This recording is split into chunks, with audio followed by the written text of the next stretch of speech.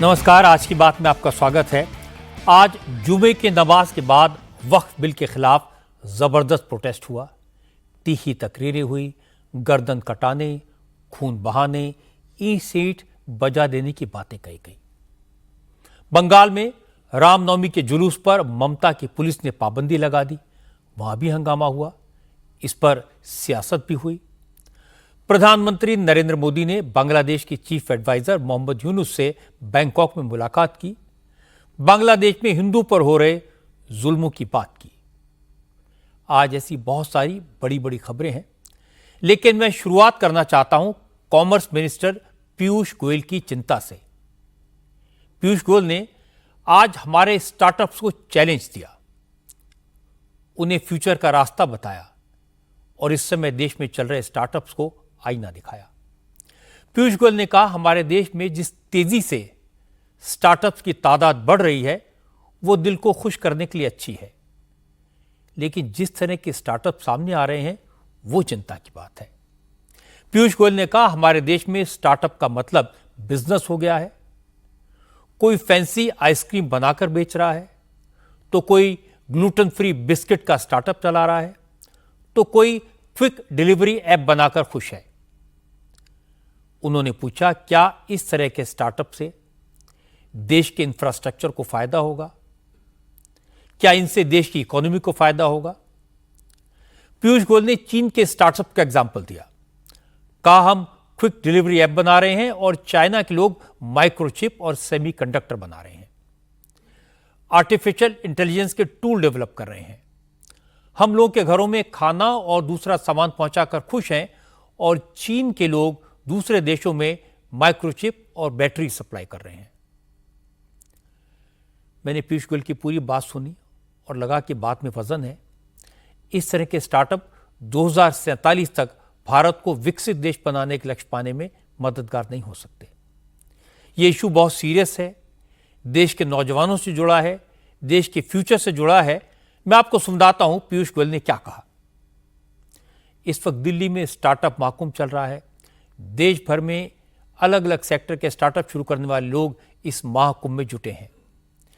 पीयूष गोयल ने स्टार्टअप की तारीफ की। पीयूष ने बताया कि भारत में अमेरिका और चीन के बाद दुनिया का तीसरा सबसे बड़ा स्टार्टअप इकोसिस्टम है। देश में 1,69,000 से ज्यादा स्टार्टअप्स हैं। 100 से ज्यादा यूनिकॉर्न यानी $1 बिलियन से ज्यादा वैल्यूएशन वाले स्टार्टअप हैं। आज भारत की स्टार्टअप स्पेस और डिफेंस सेक्टर से लेकर क्रिटिकल एंड इमेजिंग टेक्नोलॉजी तक, डीप टेक से लेकर चिप डेवलपमेंट तक काम कर रही है, लेकिन ऐसा काम करने वालों की संख्या बहुत कम है। इसके बाद कॉमर्स मिनिस्टर ने समझाया कि वक्त के हिसाब से, दुनिया के कॉम्पिटिटिव मार्केट के हिसाब से हमारे स्टार्टअप ने क्या खामियां हैं, क्या कमियां हैं। पीयूष गोयल ने कहा वो चाहते तो भारत के स्टार्टअप इकोसिस्टम की तारीफ करने वाली स्पीच देकर चले जाते, लेकिन उन्होंने सोचा कि स्टार्टअप के तीसरे महाकुंभ में कुछ रियलिटी चेक करना चाहिए, कुछ कड़वी बातें कहनी चाहिए जो आज सुनने में शायद बुरी लगें, लेकिन इन बातों से भारत के स्टार्टअप्स शायद इंस्पायर हो जाएं। पीयूष गोयल ने भारत और चीन के स्टार्टअप का एक कंपैरिजन चार्ट दिखाया। कंपैरिजन करके दिखाया कि भारत के बड़े बड़े इनोवेटर्स स्टार्टअप के नाम पर फूड डिलीवरी ऐप चला रहे हैं, बेरोजगारों को कम पैसे देकर अमीरों के घर खाना पहुंचा रहे हैं। पीयूष गोयल ने कहा कि भारत के स्टार्टअप इकोसिस्टम में 3 चीजों का फैड यानी फैशन चल रहा है। पहला फूड डिलीवरी, दूसरा क्विक कॉमर्स यानी कम से कम वक्त में किराने का सामान लोगों तक पहुंचाना, और तीसरा फैशन फैंसी आइसक्रीम और कुकीज बेचने का। कॉमर्स मिनिस्टर पीयूष गोयल ने कहा, अगर चीन की तरफ देखें तो चीन के startup large language model, machine learning जैसे डीप टेक पर काम करके आर्टिफिशियल इंटेलिजेंस के नए नए टूल डेवलप कर रहे हैं, इलेक्ट्रिक गाड़ियों के सेक्टर में तहलका मचा रहे हैं, दुनिया के बाजार पर कब्जा कर रहे हैं, रोबोटिक्स और 3D मैन्युफैक्चरिंग से नए जमाने की इंडस्ट्री डेवलप कर रहे हैं। What are India's startups doing today? We are focused on food delivery apps, turning unemployed youth into cheap labor so the rich can get their meals without moving out of their house. And against that, what does a Chinese startup do? Work on developing electric mobility, battery technologies. And with that, they're today dominating the electric mobility ecosystem. We are very proud of what India has done. But are we the best in the world as yet? Not yet. Should we aspire to be? Or are we going to be happy being delivery boys and girls? Look at the second one. Fancy ice cream and cookies. In fact, I know at least 3 or 4 billionaires whose children make on one brand or the other very fancy ice creams and cookies and run a very successful business, and I have no complaint against that. But is that the destiny of India? क्या भारत का भविष्य उससे संतुष्ट है? Healthy ice cream, zero gluten free, whatever, I don't know, vegan, ये सब शब्द लगा के अच्छी पैकेजिंग करके हम स्टार्टअप बोलते हैं अपने आप को. ये स्टार्टअप नहीं है, ये एंटरप्रेन्योरशिप है, ये बिजनेस है. दूसरी तरफ सेमीकंडक्टर्स में ग्रोथ हो रही है. आर्टिफिशियल इंटेलिजेंस खुद की अपने देश की बन रही है लोगों की. They are investing heavily to become self reliant, building chips, AI models, which will prepare the nation for the future. Bharat ने क्या करना है? आइसक्रीम बनानी है या चिप्स बनाने हैं? उसके लिए हम सबको हिम्मत करनी पड़ेगी. और ये इतना ही मैं इन्वेस्टर्स को भी कह रहा हूं, अमन गुप्ता, शार्क टैंक में जरा चेंज करो अपने पर्सपेक्टिव्स को. प्रेसिडेंट डोनाल्ड ट्रंप ने जो टैरिफ वॉर शुरू किया है उसका असर दुनिया में दिखने लगा है. अमेरिका के शेयर बाजार समेत भारत से लेकर जापान, चीन, वियतनाम, ऑस्ट्रेलिया, न्यूजीलैंड और यूरोपीय देशों तक के शेयर बाजार में भारी गिरावट आई है. इन्वेस्टर्स ने शेयर मार्केट से पैसा निकालना शुरू कर दिया है. हमारे यहां सेंसेक्स 930 पॉइंट और निफ्टी 345 अंकों की गिरावट के साथ बंद हुआ. इन्वेस्टर्स के करीब 10 लाख करोड़ रुपए डूब गए. इसी तरह टोक्यो के निकी एक्सचेंज में 966 पॉइंट की गिरावट आई. हांगकांग का शेयर बाजार हैंगसेंग 350 अंक से ज्यादा गिर गया. चीन, कंबोडिया और वियतनाम के एक्सचेंज में भी यही ट्रेंड दिखाई दिया. यूरोप के शेयर बाजारों में भी आज हाहाकार मचा. जर्मनी के फ्रैंकफर्ट का सबसे बड़ा स्टॉक एक्सचेंज डेक्स आज 843 पॉइंट्स गिर गया. फ्रांस का स्टॉक एक्सचेंज 250 पॉइंट से ज्यादा गिरा और लंदन के FTSE स्टॉक एक्सचेंज में भी लगभग 4% की गिरावट आई.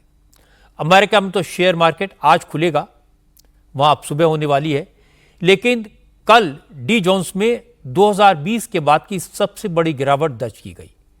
डी जोन्स एक्सचेंज 1600 पॉइंट की गिरावट के बाद बंद हुआ. हालांकि आज भारत के लिए अमेरिका से एक अच्छी खबर भी आई है. अमेरिका ने भारत पर टैरिफ 1% कम कर दिया, 27% से घटाकर 26% कर दिया. यह कोई बड़ी रियायत नहीं है, लेकिन इसका असर तो होगा. प्रेसिडेंट ट्रंप ने भारत के फार्मास्यूटिकल सेक्टर, कॉपर, सोने चांदी, सेमीकंडक्टर, एनर्जी सेक्टर और कुछ दूसरे मिनरल्स को टैरिफ से रियायत दी है. प्रधानमंत्री मोदी 2 दिन के दौरे पर अब से थोड़ी देर पहले श्रीलंका पहुंचे हैं. मोदी राष्ट्रपति अनुकुमार दिसानायके के निमंत्रण पर श्रीलंका गए हैं. पिछले साल श्रीलंका में सत्ता परिवर्तन हुआ था. वामपंथी नेशनल पीपल्स अलायंस के नेता अनुराकुमार दिसानायके नए प्रेसिडेंट बने थे. दिसानायके के राष्ट्रपति बनने के बाद किसी हेड ऑफ स्टेट का यह पहला श्रीलंका दौरा है. कोलंबो पहुंचने से पहले प्रधानमंत्री मोदी ने थाईलैंड की राजधानी बैंकॉक में 6ठे बिम्स्टेक सम्मेलन में हिस्सा लिया. फिर बैंकॉक में मोदी ने बांग्लादेश की अंतरिम सरकार के चीफ एडवाइजर मोहम्मद यूनुस से आधे घंटे की मुलाकात की. पिछले साल 5 अगस्त को बांग्लादेश में शेख हसीना की सरकार के तख्ता पलट के बाद मोदी की मोहम्मद यूनुस के साथ ये पहली औपचारिक मीटिंग थी. बांग्लादेश की तरफ से की गई रिक्वेस्ट के बाद हुई इस मीटिंग में मोदी ने मोहम्मद यूनुस के सामने बांग्लादेश में हिंदू पर हो रहे जुल्म का मुद्दा उठाया. मोदी ने मोहम्मद यूनुस से कहा कि वो हिंदुओं, बौद्धों, ईसाइयों और दूसरे माइनॉरिटीज के खिलाफ हुई हिंसक वारदातों की जांच कराएं, दोषियों को कड़ी सजा दें। माइनॉरिटीज़ की, अल्पसंख्यकों की जो वहाँ पे हालत है और इस विषय को लेके बातचीत में जो दोनों लीडर्स के बीच में हुई, जैसा मैंने अपने रिमार्क्स में कहा, प्रधानमंत्री जी ने इस मुद्दे को खुल के सामने रखा। इसके बारे में हमारी गहरी चिंता उन्होंने जताई और इसका असर जो बाकी समाज पे होता है उसके बारे में प्रोफेसर यूनुस को अवगत कराया और उन्होंने अपनी आशा जताई कि आखिरकार ये जो मुद्दा है इसकी जो जिम्मेदारी है वो बांग्लादेश सरकार की है। और उन्होंने आशा जताई कि बांग्लादेश सरकार इस विषय पे अपनी जिम्मेदारियों पे खरी उतरेगी और इन चीज़ों को आगे इनकी जांच करेगी। 6 अप्रैल को रामनवमी है। मोदी रामेश्वरम में रामनवमी के दिन समुद्र पर बने नए पंबन पुल का उद्घाटन करेंगे, फिर रामनाथ स्वामी मंदिर में जाकर साधना करेंगे। जब रामनवमी में ये कार्यक्रम हो रहे होंगे, नरेंद्र मोदी साधना कर रहे होंगे, देश भर में रामनवमी सेलिब्रेट करने की तैयारी हो रही है, लेकिन ममता बनर्जी की पुलिस ने एक बार फिर रामनवमी के जुलूस को परमिशन देने से इनकार कर दिया है, जिसकी वजह से पश्चिम बंगाल में टेंशन है। हिंदू संगठन और बीजेपी के कार्यकर्ता सड़क पर आ गए हैं। हालांकि ये मामला हाई कोर्ट में पहुंच गया है और कोर्ट ने कोलकाता पुलिस के विरोध के बाद भी हिंदू संगठनों को रामनवमी का जुलूस निकालने की परमिशन दे दी है। असल में अंजनी पुत्र सेना और विश्व हिंदू परिषद ने कोलकाता पुलिस से रामनवमी जुलूस की परमिशन मांगी थी, लेकिन पुलिस ने यह कहकर अनुमति देने से इनकार कर दिया कि यह जुलूस मुस्लिम बहुल इलाकों से निकलता है। पिछले साल जुलूस के दौरान हंगामा हुआ था, पत्थरबाजी हुई थी, इसलिए उस रूट पर जुलूस निकालने की परमिशन नहीं दी जा सकती। पुलिस के फरमान के खिलाफ अंजनी पुत्र सेना और विश्व हिंदू परिषद ने कलकत्ता हाईकोर्ट में अपील की। कोर्ट ने दोनों संगठनों को कुछ शर्तों के साथ रामनवमी जुलूस निकालने की परमिशन दे दी है, लेकिन कहा कि दोनों जुलूस अलग अलग टाइम पर पारंपरिक रूट से ही निकलेंगे। मुस्लिम बहुल इलाके काजीपाड़ा से भी गुजरेंगे और कोलकाता पुलिस जुलूस में शामिल लोगों को सुरक्षा देगी, लेकिन शर्त यह है कि दोनों जुलूसों में 500 से ज्यादा लोग शामिल नहीं होंगे, कोई लाठी डंडा लेकर जुलूस में नहीं जाएगा और जो लोग जुलूस में शामिल होंगे उनके नामों की लिस्ट और आई कार्ड पहले से पुलिस के पास जमा कराना होगा।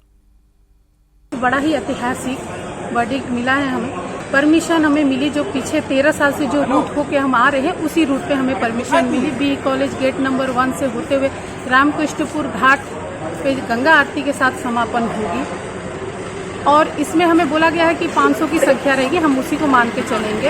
हमें बोला गया है टैब्लो एक लिमिटेशन रहेगा, हम वो भी मानेंगे। साउंड सिस्टम हम डीजे नहीं ले जाएंगे, सिर्फ साउंड सिस्टम हम ले जाएंगे और बाकायदा हाई कोर्ट की परमिशन को मानते हुए हम चलेंगे।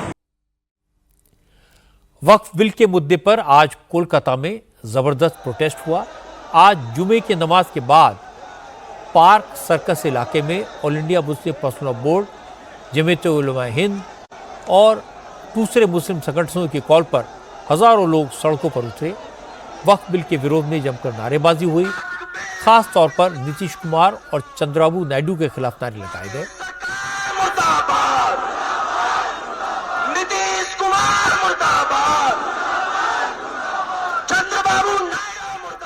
इस प्रोटेस्ट में मौलानाओं ने ऐलान किया कि भले ही पार्लियामेंट में मोदी सरकार ने बहुमत के आधार पर वक्फ बिल पास करा लिया हो, लेकिन मुसलमान इसे किसी कीमत पर मंजूर नहीं करेंगे।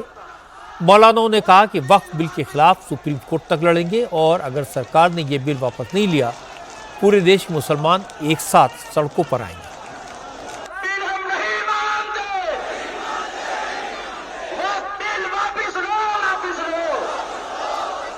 मौलानाओं ने कहा सरकार ये न समझे कि मुसलमान चूड़ियां पहनकर बैठे हैं, मजहब की हिफाजत के लिए खून बहाना पड़ा तो बहाएंगे, गोलियां खानी पड़ी तो खाएंगे, लेकिन वक्फ पर हमला बर्दाश्त नहीं करेंगे।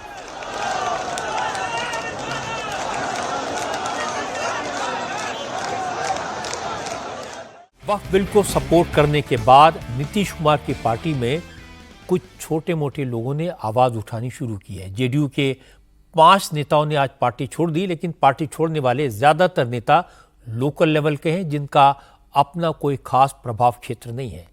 मोतिहारी के मोहम्मद कासिम अंसारी ने जेडीयू से इस्तीफा दिया और इसके बाद जेडीयू माइनॉरिटी सेल के पूर्व प्रदेश महासचिव तबरेज सिद्दीकी और माइनॉरिटी सेल के प्रदेश सचिव मोहम्मद शाहनवाज मलिक ने इस्तीफा दिया। जेडीयू के पूर्व प्रदेश सचिव राजू नैयर और माइनॉरिटी सेल के वाइस प्रेसिडेंट नदीम अख्तर ने भी रिजाइन कर दिया।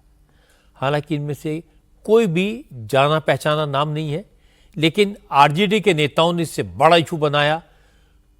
जब बात बढ़ गई तो ललन सिंह ने कहा, जिनको लेकर आरजेडी से लेकर खूब बातें कही जा रही हैं, उनमें से ज्यादातर लोगों को तो पार्टी के लोग भी नहीं जानते।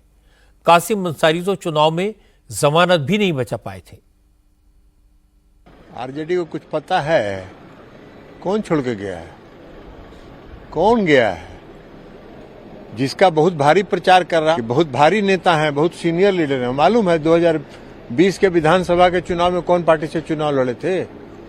पतंग चुनाव चिन्ह पर चुनाव लड़े थे ढाका विधानसभा से, 499 वोट आया था। भारी नेता है। और आरजेडी के लोग भारी नेता हैं, उनको वक्फ बोर्ड समझ ही में नहीं आता है तो उनको कौन समझाएगा। आज सुबह सुबह जब फिल्म स्टार मनोज कुमार के निधन की खबर आई तो बहुत सारी तस्वीरें आंखों के सामने गुजरी। उपकार का मेरे देश की धरती सोना उगले कान में गूंजने लगा। पूर्व पश्चिम का मनोज कुमार अपने देश के लिए किस तरह लड़ता है वो याद आया। रोटी कपड़ा और मकान, क्रांति, ऐसी न जाने कितनी सारी फिल्में हैं जिनके जरिए मनोज कुमार ने अपनी अलग पहचान बनाई, अपनी एक अलग आइडेंटिटी बनाई। उनकी फिल्मों को देशभक्ति की भावना भरने वाली फिल्मों के रूप में देखा गया। मनोज कुमार की फिल्मों के गाने, उनकी फिल्मों के डायलॉग भारत की विरासत और भारत के गौरव की बात करते थे। इसीलिए मनोज कुमार का नाम भी भारत कुमार पड़ गया।